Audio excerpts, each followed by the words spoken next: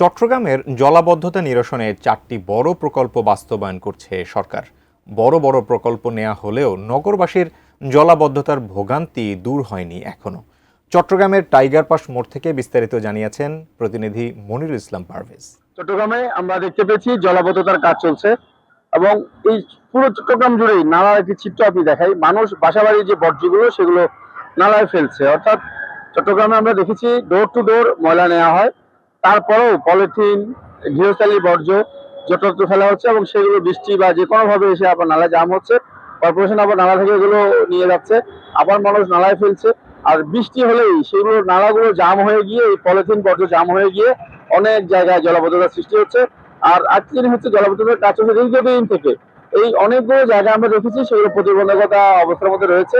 Corporation চেষ্টা করছে, তারা বিভিন্ন জায়গায় গিয়ে সেই প্রতিবন্ধকতাগুলো খুলে দেয়, কিন্তু তারপরেও সেগুলো আশানুরূপ নয়। অর্থাৎ আমি এখন রয়েছি টাইগার পাস মোড়ে এবং এখানকার যে নালাটি আমার পিছনে দেখতে পাচ্ছেন যে প্রচুর গৃহস্থালীর বর্জ্য এখানে রয়েছে।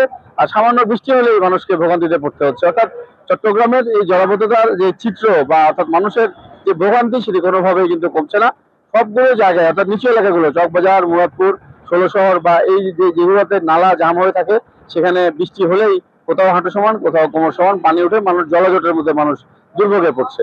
আপাতত টাইগার পাস এলাকা থেকে জলাবদ্ধতা নিয়ে বা জলজট নিয়ে আমার কাছে এতটুকুই রয়েছে।